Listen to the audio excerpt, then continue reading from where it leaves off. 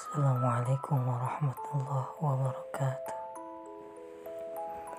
Penampakan di Gunung Kerinci ini terjadi pada teman saya pada tahun tanggal 2 April 2017. Namanya adalah Anton, yang sudah bercerita kepada saya tentang pengalaman ketika melihat penampakan di atas gunung. Walau Anton bukanlah seorang indigo atau orang yang peka, tapi ternyata Anton bisa melihat sesosok penampakan ketika sedang berada di Gunung Kerinci. Sebenarnya Anton juga bukanlah anggota Mapala atau sejenisnya. Naik gunung hanya hobi dan ingin melepas lelah dari kehidupan kota Jakarta. Pada saat Anton naik Gunung Kerinci, waktu itu kebetulan hanya berdua dengan sahabatnya yang bernama Andri. Sahabat Anton ini satu kerjaan di salah satu perusahaan ibu kota. Sebenarnya dia sahabat Anton sejak masa sekolah dulu, dan kebetulan hobi kami sama, yaitu mendaki gunung-gunung tertinggi di Nusantara. Andri memang relatif lebih pendiam dan berkebalikan dengan Anton yang agak royal kalau bicara.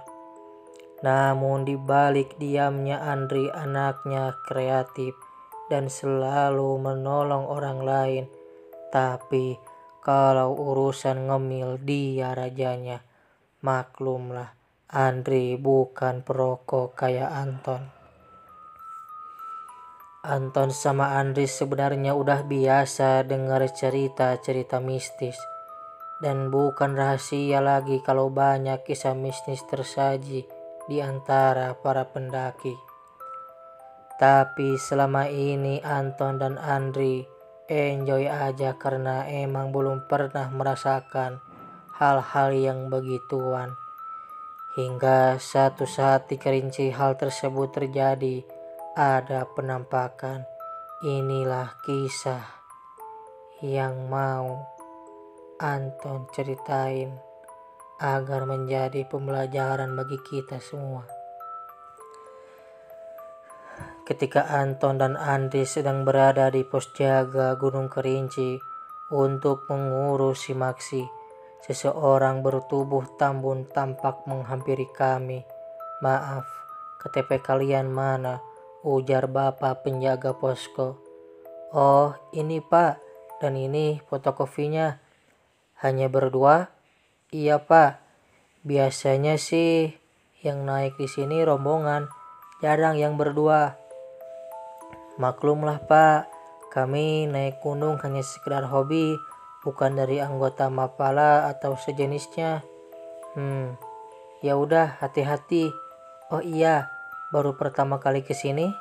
"Iya Pak." "Nanti kalau bertemu pohon bolong jangan aneh-aneh ya." "Pohon bolong?" "Iya, pokoknya kalian hati-hati."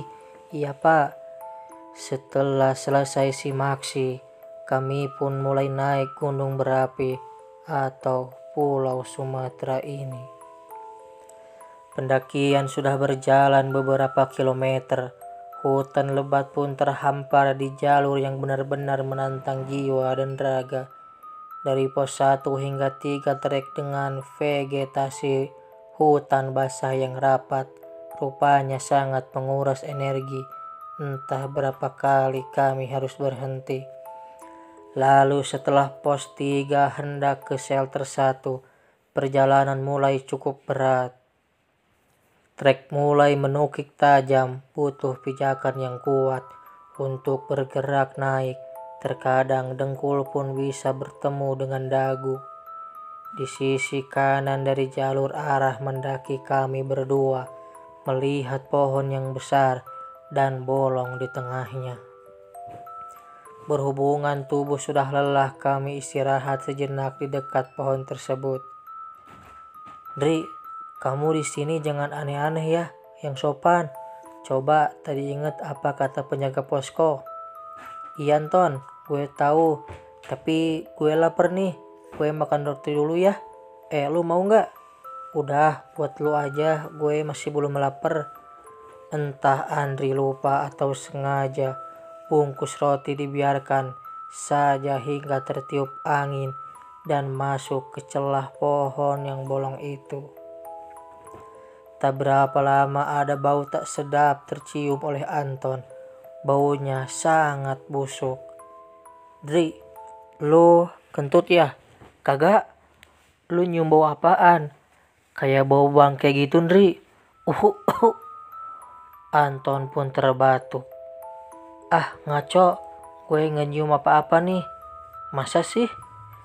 Lalu kabut tipis pun menyapa kami.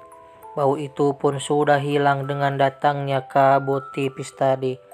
Kembali kami melanjutkan perjalanan menuju shelter 2. Trek yang dilalui mulai sangat berat. Vegetasi hutan sangat rapat. Apalagi tadi gerimis membuat Anton dan Andri harus berhati-hati. Bahkan Anton pikir hampir 60 derajat kemiringan dari trek yang saat ini Anton lalui menuju shelter 2 jalur pendakian memang sangat menantang, apalagi Anton cuma berdua, maka penggunaan tali sangatlah berguna. Sampailah akhirnya Anton ke shelter 2, namun untuk istirahat di sini sudah penuh, maka kami berdua pun kembali berjalan hingga akhirnya sampai di shelter 3. Sudah menjelang malam, ada beberapa pendaki juga yang gelar tenda di sini. Kami segera mendirikan tenda di sisi wilayah yang kosong. Kebetulan dapat di pinggir dekat rimbunan pohon. Setelah tenda berdiri, Anton berusaha untuk meluruskan kaki di dalam tenda. Lalu tiba-tiba Andri pun masuk sambil menggigil ketakutan.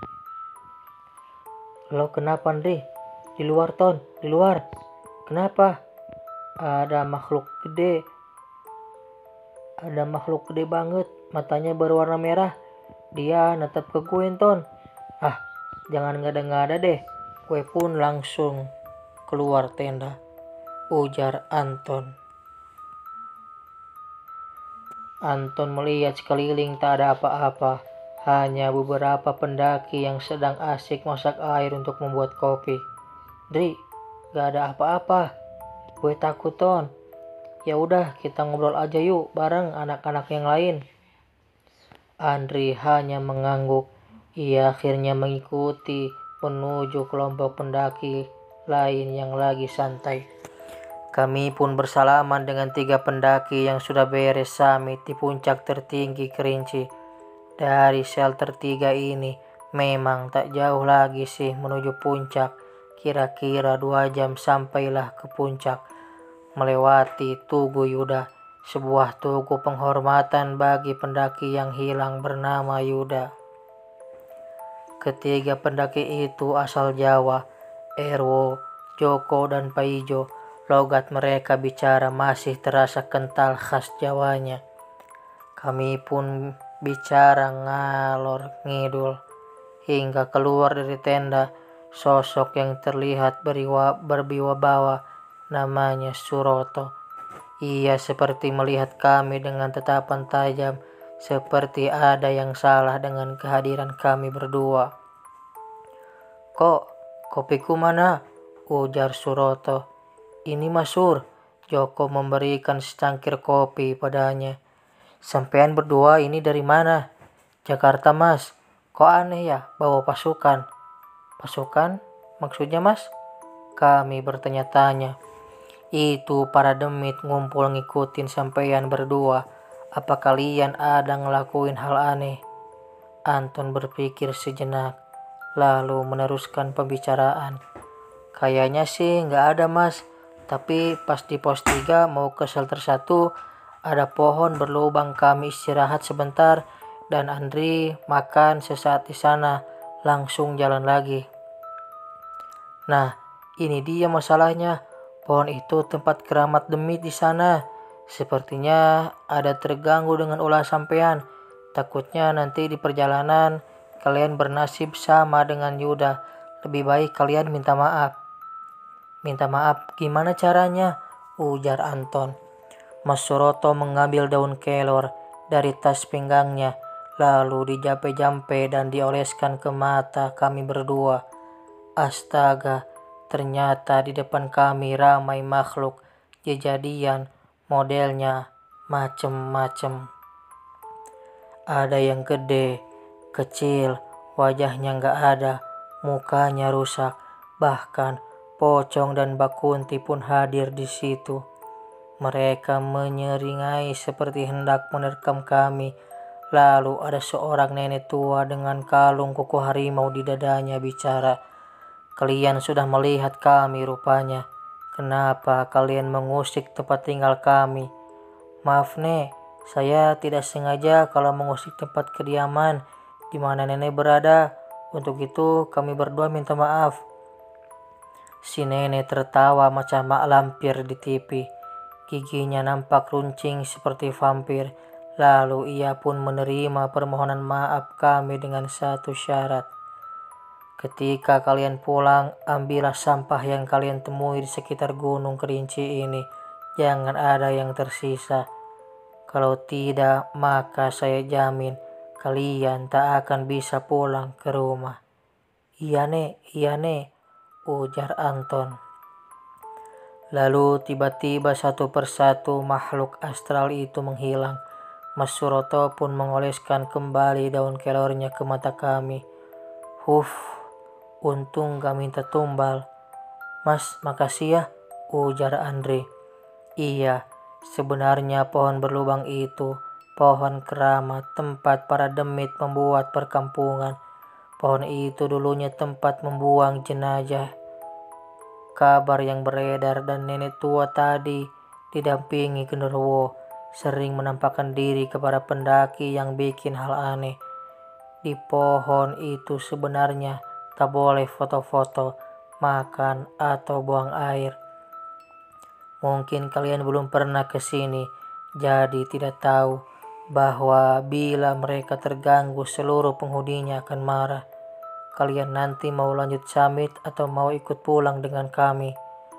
Anton dan Andri bingung. Lalu Andri yang sudah ketakutan langsung nyerocos. Ikut pulang rombongan Mas Suroto saja. Anton pun mengangguk. Itu ide yang bagus untuk saat ini. Keesokan hari kami semua pun pulang ditemani oleh rombongan Mas Suroto. Semua sampah yang ada di jalur pendakian kami kumpulkan hingga tiba di shelter 1 menuju pos 3. Kami semua tidak melihat ada pohon besar yang berlubang hingga akhirnya kami pun sampai di pos jaga. Sampah yang terkumpul kami bakar. Mas Suroto akhirnya tersenyum.